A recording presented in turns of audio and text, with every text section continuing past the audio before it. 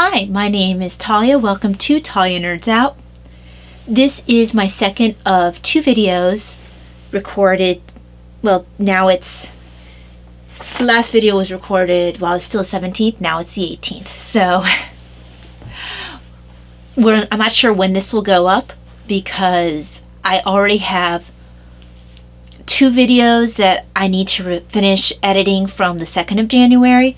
I have a video that I just finished recording prior to this one, so I don't know when this one will be going up. We'll see. I hopefully will get to a point where I'll just start editing a bunch of them at one time. I've been having a lot of fatigue lately, so we'll see. This one is going to focus on my historically crafting. This should be a shorter one. Well, I said that with the last one, but then I went on for like an hour. I hope to have trimmed that down. By the time you see this, that video will hopefully have been trimmed down significantly. But this one should be nowhere near that long because I only have 3 books to show. I'm only currently reading one book that would qualify for this section, and that is Women's Work, The First 20,000 Years.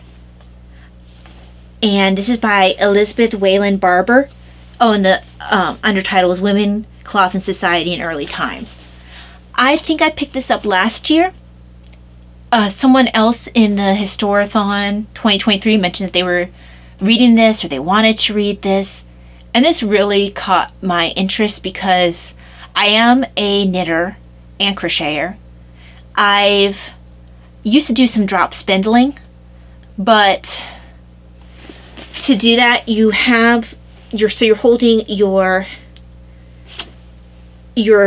fleece, for lack of a better term.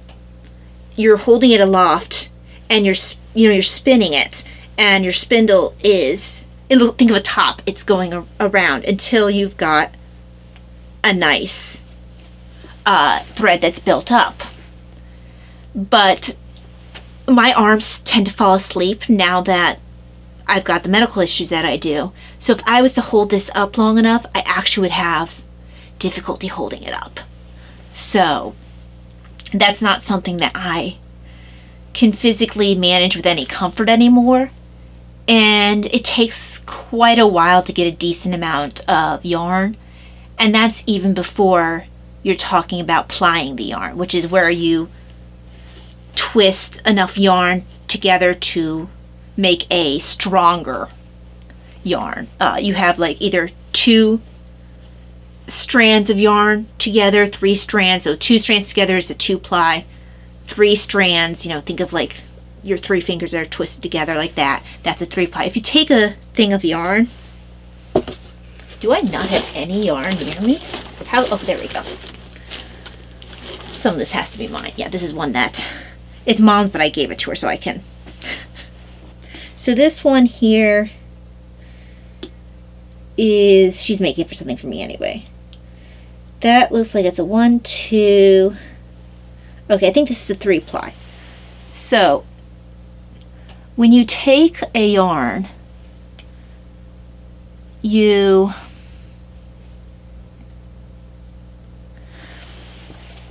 is going to be hard to show.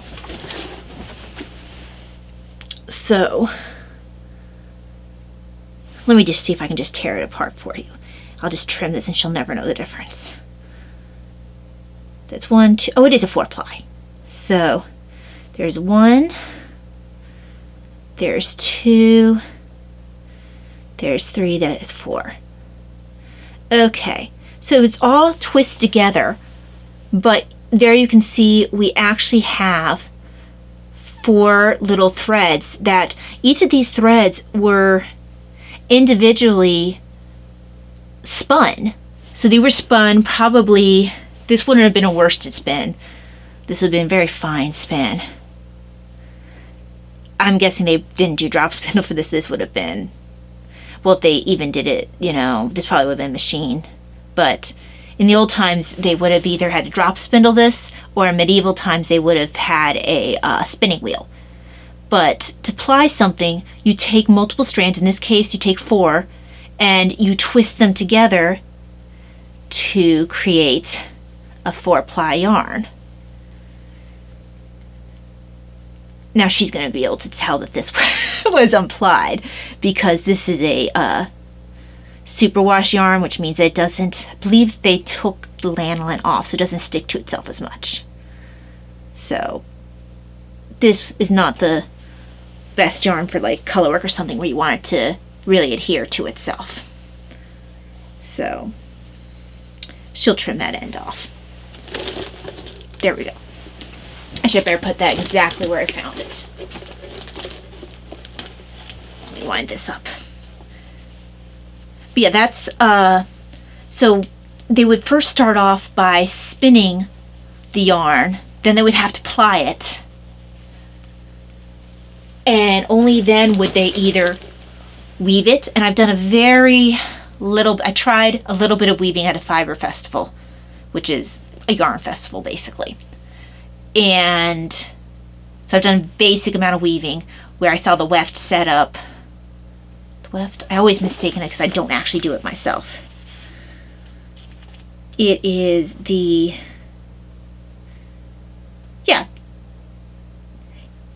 In the weft, I was correct. Yeah, you, no, I was wrong. Okay, so the weft is the yarn you use. The warp is the structure. Okay, so I've seen the warp set up. I've used the weft a little bit. But that's not going to mean anything to you if you're not a weaver. But anyway, after they ply that, like I showed you, they would have had to do, then they could weave. And later on, they would have stuff like knot binding, which is a precursor to knitting and crocheting. And I believe the earliest one you see that we have any evidence of was from ancient Egypt, I want to say. But haven't gotten that far. We're talking about knot binding. I am currently, well, they just finished talking about creating, well, here's a picture of a spindle where they're drop spindling. So here's she's holding the fleece that's wrapped around something right there, and that's her drop spindling while she's walking.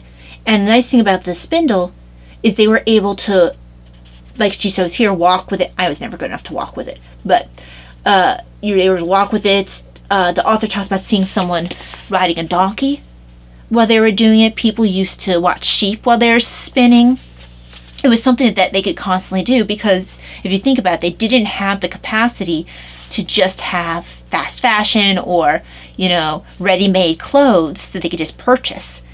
They had to make their own thread to make their own cloth. Well, first of all, they even had to get the fluff off the sheep, card it to get all the junk off of it, and then only then could they spin it, then ply it if they needed to ply it, and then they can weave it and then do whatever they needed to do with it. Either keep it one cloth, which I believe you can for togas. I don't think that togas have to have much other than it being a straight cloth. I haven't gotten that far. Or you would have to somehow attach it to each other.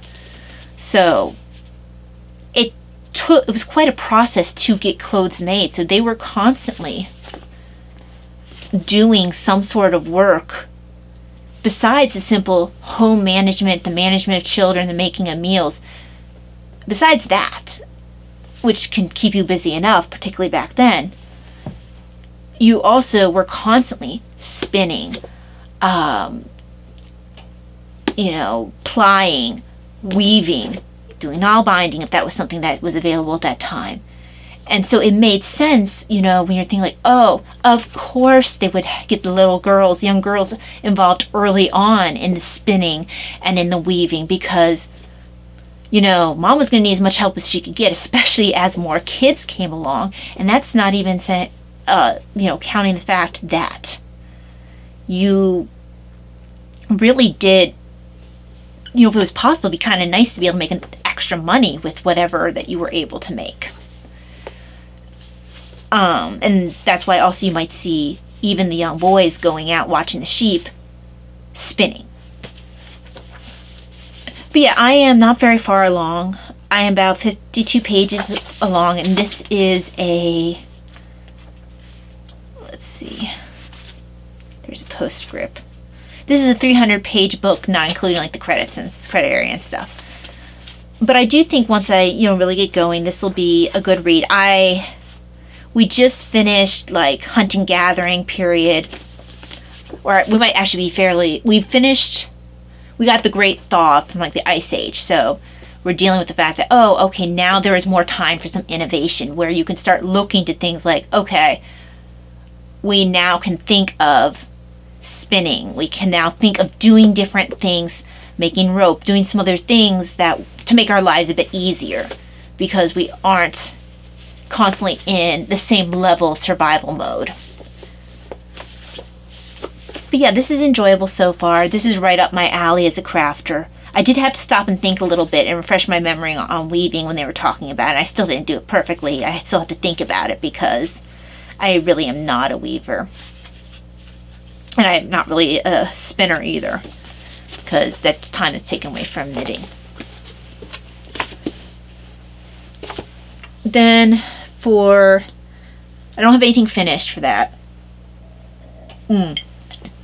Actually, I finished something last quarter that I didn't really get to talk about, and I won't talk about a whole lot, but I don't know if I mentioned that I had gotten around to finishing sorry, I'm trying to turn my page here. There we go.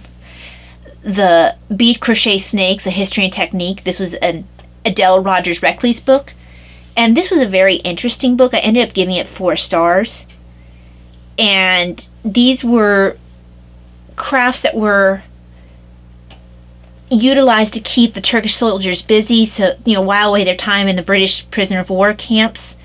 And also it could be a way for them to make a little bit extra money. They would sell them to either the guards or to people who lived in surrounding towns. It could really be helpful for them as just like a little bit of extra money to buy things from the prisoner commissary, like cigarettes or whatever that they had available to them, that whatever little bit, even if it would be a little bit of extra materials for them to get back and making more. And there was actually a movement, I think it was put together by First Aid, that was involved in getting the soldiers more crafting stuff to make sure that they were able to have these materials. And I think they also were involved in trying to get some of these things sold for them. So I did finish my journal entry for it. I'm way behind in my journaling, but this is it's supposed to be like a representation of one of the snakes, but this is a hand drawn. This is a basic idea of what the cover looks like. Just some stamps, some postage stamps for snakes. My library card.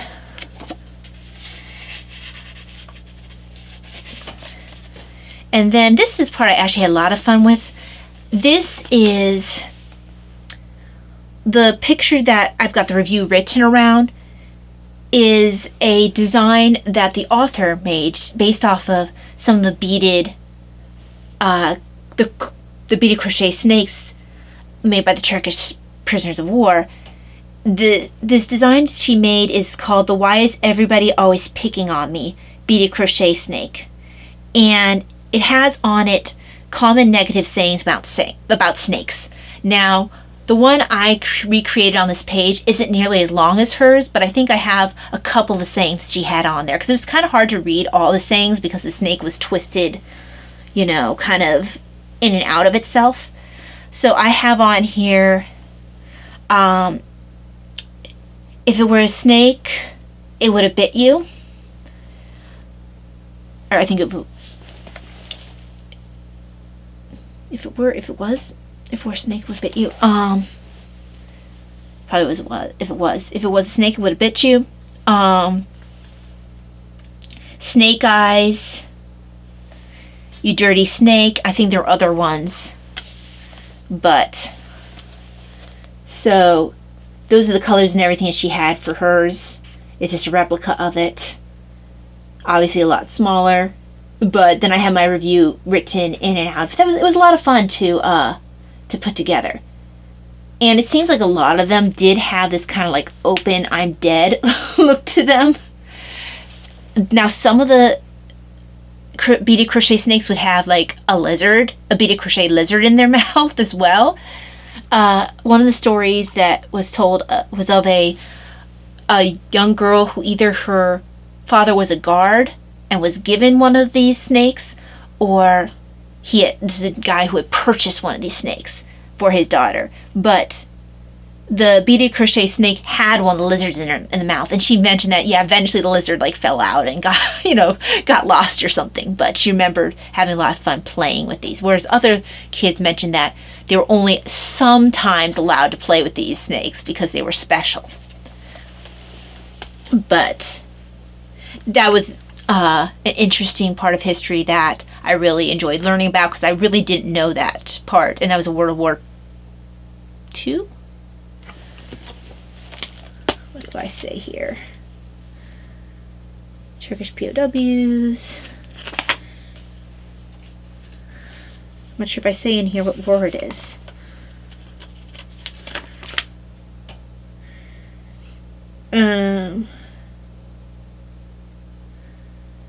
I don't say what war it is. I'm pretty sure this is World War II, but it might not be.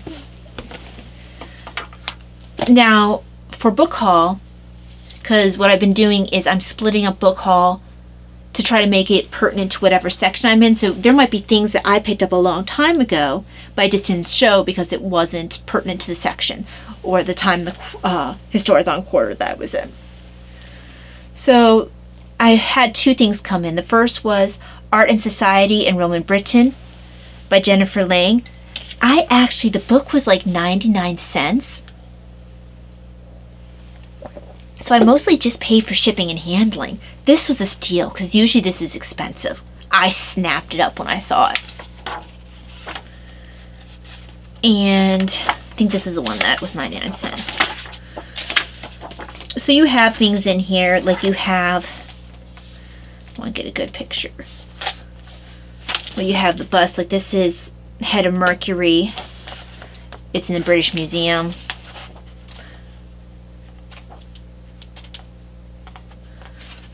Here is this is in Edinburgh, Scotland. This is the Trapbrain treasure. It looks like it might be silver.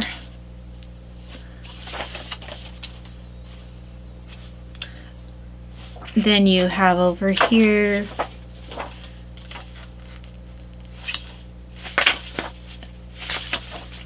I want to find one other thing. I'm trying to find something slightly different than some of the other things. I saw something that was actually a wall, so let's grab that one. It was like a mosaic or something. Okay, actually, let's show this. Wall painting of female bust from Sparsholt Hans, 4th century.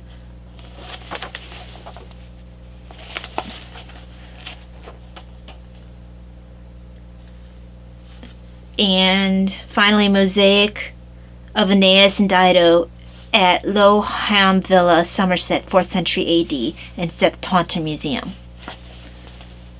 So this looks like it would be a nice fun read. There's a lot of pictures in it, which always, is nice to keep one's interest going. It doesn't really be hard to read at all, so I might, pick this up this quarter to actually read. Because absolutely what I should be doing what I absolutely should be doing when I've been having a lot of fatigue is let's pick up more books to read that I won't be able to keep up with, instead of waiting for next year. Now this was actually hard to find for a good price. This is the first book by Elizabeth Wayland Barber. She started this book, what did she say in the beginning? In the introduction for this one, she said that, okay, this is what she said. Later my mother liked to weave and sew, so I grew up with interesting textiles all around, learning to sew and weave for myself at an early age. I was constantly being made aware of the form, color, and texture of cloth. Textiles have a particular crossing structure that dictates what sorts of patterns will be easy and obvious to weave, or conversely, hard to weave. Thus later, when I began to study classical and Bronze Age Mediterranean archaeology at college, I soon noticed decorations on durable things like pottery and walls that looked as if they had been copied from typical weaving patterns. But when I suggested this idea to archaeologists, they responded that nobody could have known how to weave such complicated textiles so early. The answer was hard to refute on the face of it, because very few textiles have come down to us from before medieval times, outside of Egypt, where people generally wore plain white linen. Unconvinced, I decided to spend 2 weeks hunting for data on the degree of sophistication of the weaving technology to see at least whether people could have made ornate textiles back then. I expected to write my findings into a small article, maybe 10 pages, suggesting that scholars ought to consider at least the possibility of early textile industries. Eventually, it took her, I think she said it took her 13 years. And eventually, it became a 450-page tome that she published in 1991 as Prehistoric Textiles from Princeton University Press. Let's see, I think she said 17 years. I apologize. The little book turned into a research project, because first she said, oh, it's not going to be an article, so it's going to be a little book. She was like, 200 pages. Oh, I'm sorry. She said, oh, okay, no, it's not going to be a little article. It's going to be 60-page monograph. Oh, that's not going to be. After 2 summers, maybe it's going to be a 200-page book. After 17 years, she ended up with a 450-page tome. This is the 450-page tome. I'm currently reading this one. Eventually, I will read her original work that eventually led her to write this one. So I just really like the idea that she said to archaeologists, hey, I think you should look at this based off of my personal experience with textiles. I think this is what is going on. You should check into it. And they sort of laughed at her, and she's like, well, look, I'll show you. And then her showing them led to a whole area of scholarship that really had not been taken seriously. So I think it's really a cool example of, someone who, if they put their mind to it, can really bring out a whole fascinating area of scholarship previously not given the attention it should. And apparently this cover here, when I looked on the back, it says that cover illustration, Greek girl spinning with her thread in her mouth. So I don't know if that can be seen very well, but if you look closely, she does have the thread in her mouth while she's spinning. That seems like that would be a really annoying way to do that, but not the way I would want to do that myself, if only because of the fibers in your mouth. If you hang around enough around stuff like alpaca yarn, now granted that one's very lofty, so it's the threads are, it's very, think of like a very soft stuff just kind of comes off of it, and you can knit with alpaca and have like try to take alpaca out of your mouth and like scratching alpaca off of you. So it probably wasn't that kind of yarn. It was probably more of a almost rope like.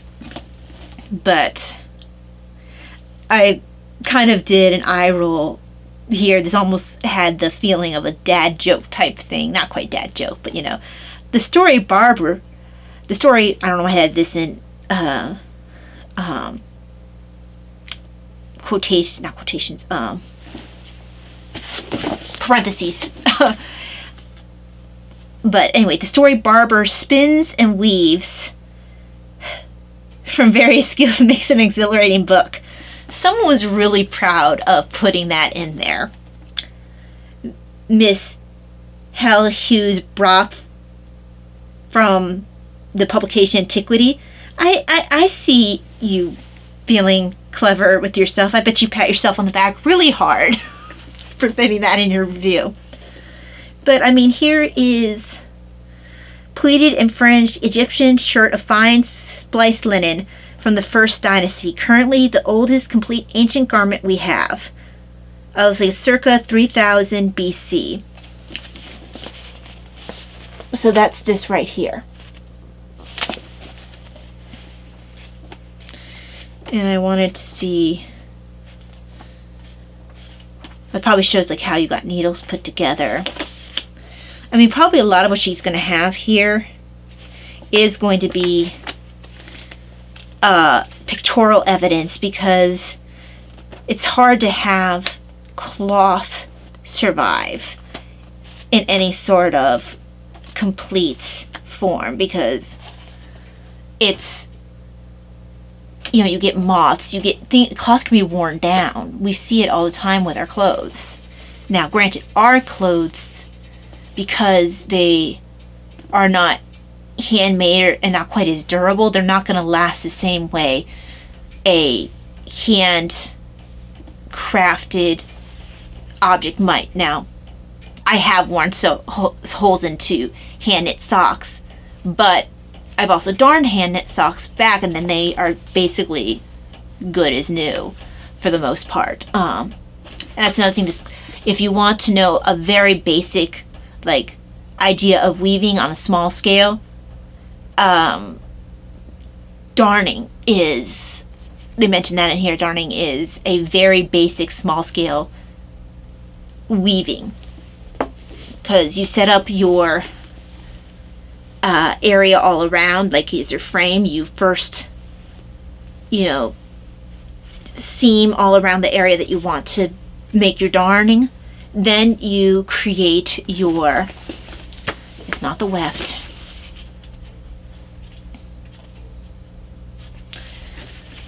it is called the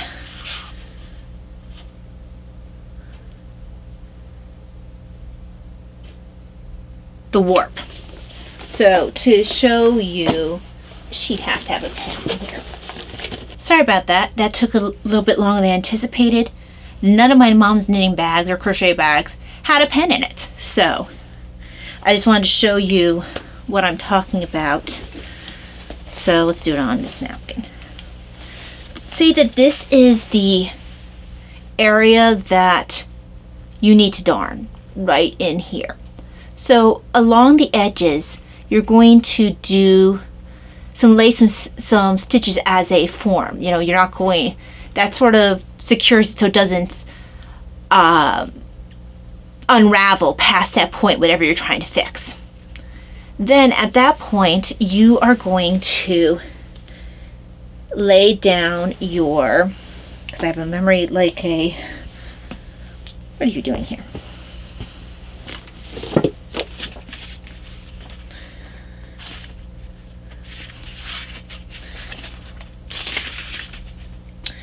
So you're going to lay down your warp.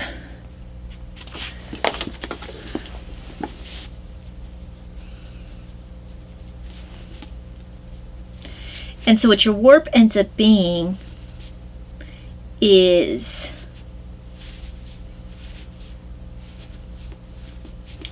so for your warp, you end up going from one end to like here, and instead of doing like your typical stitches like you did all the way around, you're just going to go from here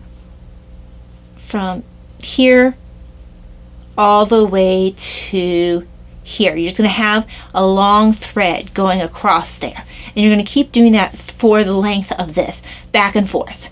So you do it there, and then you come back. You go from here to there, and then you come back from here to there. So you're going boom, boom, boom, boom, and you just keep doing that throughout. Once you do that and you have these lines, that is your warp if you were doing traditional weaving. And then when you're going to continue darning, you're going to turn this, so then that is just your warp is, you're looking at it straight on, it's now up and down. And then you're going to take your thread and you're going to go up and under of those lines, and that'll give you the weaving look. And then you go to the end, you turn around, so you're now going back the other direction, up and under, up and under, up and under. And you want to make sure that you're on the opposite of whatever you did the time before. So yeah, so you're going to have your up and under throughout, and then when you're done with a whole section, you turn a little bit, and then you are running along it again, and you keep doing that until you've got a good fabric. That's a basic idea of weaving. Not very well explained, but that's a basic idea of what a warp is, and your weft is what you're doing when you're going up and over. That's a very simplistic idea, as like you do for darning. But yeah, I think a lot of what they have here is based off of pictorial evidence, other than a couple of things that survived from Egypt, because it is hard to find. And pictorial evidence adds in like what she has on the front of this cover, where you have the Grecian girl spinning with the yarn in her mouth. So that's all I have for this video. Some of this will be cut out because I spent a long time trying to find a pen. But thank you very much for joining me for Talia Nerds Out. Hope that you have a very blessed evening, day, night, whatever it is for you. And I will see you for the next video. God bless. Bye.